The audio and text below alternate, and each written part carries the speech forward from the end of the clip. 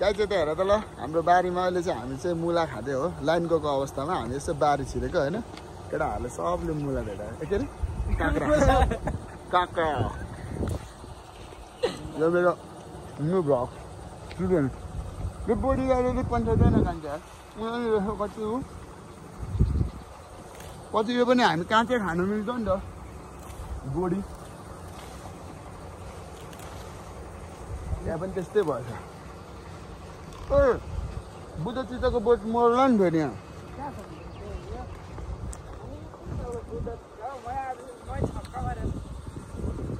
बुद्ध चिता हो क्या कान्छो अहिले हामी बारीमा छौँ गाई दिउँसोको कति बज्यो अहिले 2:30 भयो 2:30 बजी हामी लाइन गएको अवस्था हामी कारखानाबाट यहाँ छिरेर मुला के अरे अहिले मुला भन्नु हुँदो रहेछ काँक्रो भेटियो धेरै धेरै अब हामी चाहिँ यसलाई चाहिँ नुन खोर्सानी पिसेर खानु लाग्छौँ गाइज हाम्रो बारीमा अहिले धेरैवटा यहाँ चाहिँ कतिवटा छ यता नि त्यो सबै ऊ भइसक्यो यार खाइदिइसक्यो ऊ त्यहाँ फलिरहेछ त ऊ सानो ऊ यहाँ अलि यसलाई मिलाइदिइराख न गाइज यहाँ यस्तो छ हाम्रो चाहिँ होइन यसलाई जोगाइराख्नुपर्छ भोलि पर्सि हामी यो खाने बढेपछि यत्रो भाइको तिनतिर यत्रो हेर डिक्स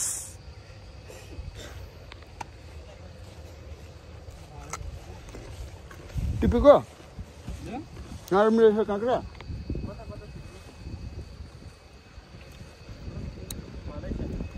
अहिले दिउँसो एकछिन टाइम पास गरेको गाइज मेरो भ्लगमा अब खोर्सानी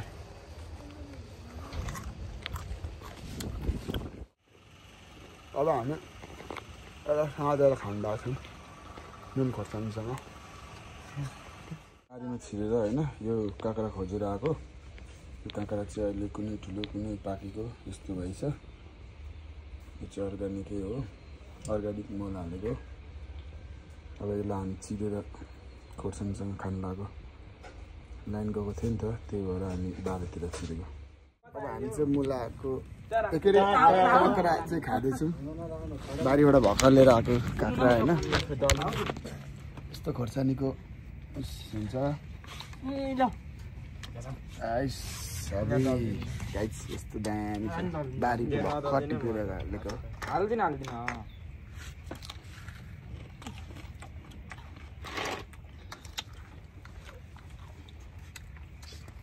नुन लागेन कति 300 केजी नुन लागेन नुन लागिरहेछ त हौ अचारमा नुन लागेको छैन तिमीहरूलाई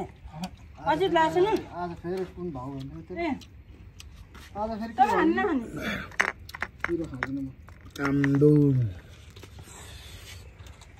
तैँले सुट देऊ गर्छ है अलग छानिसकेपछि पो देऊ गर्छ त्यही भने के आज अगाडि कुरा गर्नु ह के छ फलम नि जित्नु भन्दा खानु लाउँछ लास्टमा रेट अनि बढाइन्छ 40-50 भन्छ हौ त्यत्रो मरि गरेर झिकिन्छ हैन भन्दा त सानो भयो के हो आइफुले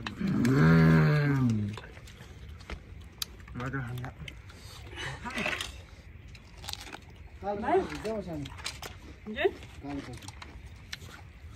तब जसमा लगाए सेतो ओठमा भित्र हुन्छ नि आँखा त। ओठमा घाउ दियो, घाउमै लागेको मेरो त।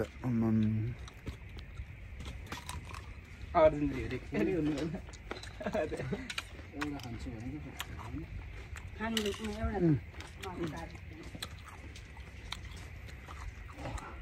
भाउजू पानी दिनु न। कता नि उहाँ काट्दै कर्सबाट भयो काटिने जम्मै काट्नु नि सानो भयो।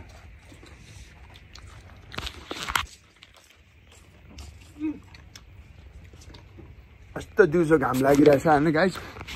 यस्तो घाममा त खाने भनेको काँक्रा त हो नि होइन।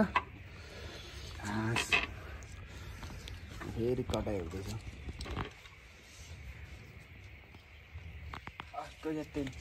कति बज्यो हौ? के भएको छ क्या सोध्नु पर्छ। बिग्रे गयो त्यो। यो सुरुमा ल्याएको कामै छैन हौ अर्को काम छैन किन्नु पर्दा कति महँगो छ काम छैन चाउला 50 चस्मा लगाइहालेछ काट्दिनु अझै लसुन छोडिदिउँ न फेरि चाहिँ गरेर बनाउनु दिइराख्नु काम लाग्छ त्यो तारै उडेछ काटेको भन्नु लाउजु पानी खै बाटो हिँडेर रोए ल राम्ररी जानु यहाँ झरे चाहिँ यहाँ पुग्नु टिप्दो है खोर्सानीसँग है दामी भयो गाइस काट्दिनु अझै अझै काटौँ न भ्लगमा यहाँ ठुलो काँक्रा पनि देखाउनु पऱ्यो नि सानो उयो भएछ हौ मेरो छिप्पै है त्यो माटोमा उयो भयो क्या कता छ यो काँक्राको बोट चाहिँ मुनि हो होइन बोट चाहिँ कता छानेको क्या त्यहाँ भित्र छ गाडीभित्रै छिन्नुपर्छ पछाडि मकैको भित्र छ क्या मुनि मुनि छ मकै माथि चढेको भएर दामी हुँदो र काट्नु यहाँ छ त साह्रो हुन्छ त्यो गाइस यो अब घाममा चाहिँ काँक्रा खानु चाहिँ एकदमै स्वादिलो हुने रहेछ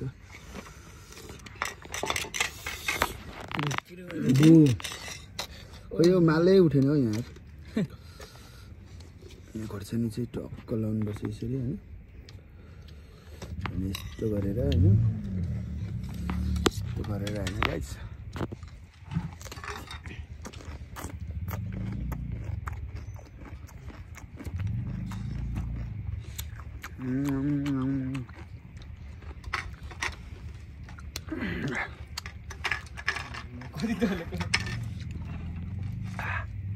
फ्यानले धरेको खोर्सानी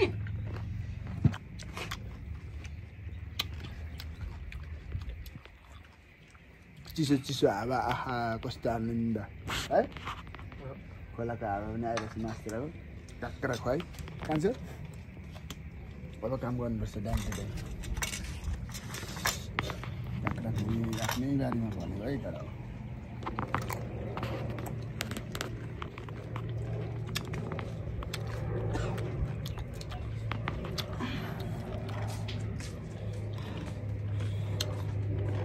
चिकन पनि खान्थ्यो होला गाइस मेरो न्यू भ्लगमा युट्युब च्यानलमा लाइक कमेन्ट सेयर गरिदिनु होला